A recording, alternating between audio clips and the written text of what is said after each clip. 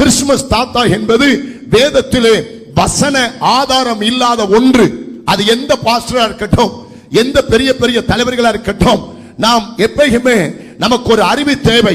என் தேவன் செய்யாத, தேவன் சொல்லாத ஒன்றையும், என் தேவன் செய்யாத ஒன்றையும் நாம் சொல்லவும் கூடாது, நாம் செய்யவும் கூடாது. அதுதான் கிறிஸ்துவின் பிள்ளைக்கு அடையாளம். அல்லேலூயா சொல்லுங்க. என் தகப்பன் எனக்கு எதை சொல்லிக் கொடுத்திருக்கிறான் அதை நான் செய்கிறேன். என் தகப்பன் எவ்வழியிலே போயிருக்கிறான் அந்த வழியிலே நான் போக விரும்புகிறேன் என்று நம்மளை அர்ப்பணிக்க வேண்டும். இன்னைக்கு நிறைய இடத்துல பார்க்கிறோம், ஆட்டம் பாட்டம் கூத்து கும்மாளம், ஆமை ஸ்தோத்திரம், கிறிஸ்துமஸ் தாத்தானுடைய வேதம். ஆனால் வேத புத்தகத்திலே 66 புஸ்தகத்திலேயும் ஆமென் ஒரு மனிதன் இந்த மாதிரி ஆமென் முகமூடி போட வேண்டும், தாடி வைக்க வேண்டும், இந்த மாதிரி டிரஸ் போட வேண்டும், அவன் எல்லாரையும் சந்தோஷப்படுத்த வேண்டும் அப்படி என்று கிறிஸ்துமஸ் தாத்தா தேசம் போட சொல்லி என் வேத புத்தகத்தில் எங்கேயுமே சொல்லப்படவில்லை. அல்லேலூயா.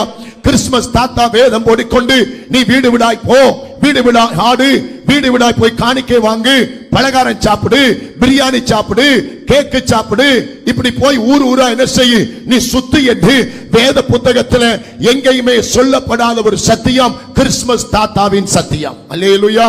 பிரியமான கர்த்தருடைய பிள்ளைகளே, ஆண்டுடைய நாம மகிமைக்காய் அதற்கான வேத புத்தகத்திலே எந்த ஒரு வசன ஆதாரம் ஒன்று கூட கிடையாது. கர்த்தருக்கு ஸ்தோத்திரம். ஆனபடியினால் இந்த கிறிஸ்துமஸ் தாத்தா அந்த அதை குறித்த ஒரு சின்ன விளக்கம். இந்த கிறிஸ்துமஸ் தாத்தானுடைய வேடம் என்பது பாபிலோனில் இருந்து கத்தோலிக்க, இது ஒரு பெரிய சத்தியம்.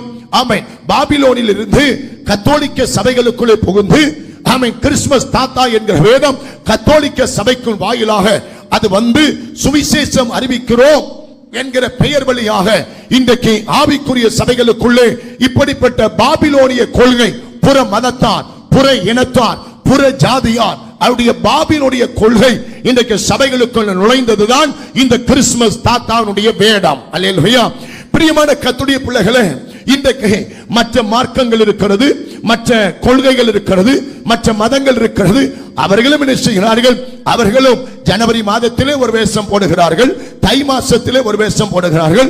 அவர்களும் ஆங்காங்கு மாட்டுக்கு ஒரு வேஷம், குரங்குக்கு ஒரு வேஷம், மனிதனுக்கு ஒரு வேஷம் போட்டுக்கொண்டு ஆமென் அவர்களும் ஒவ்வொரு வேடம் போட்டு ஒவ்வொரு ஊர்களிலே போயிட்டு அந்த காரியத்தை செய்வதை நாங்கள் பார்க்கிறோம்.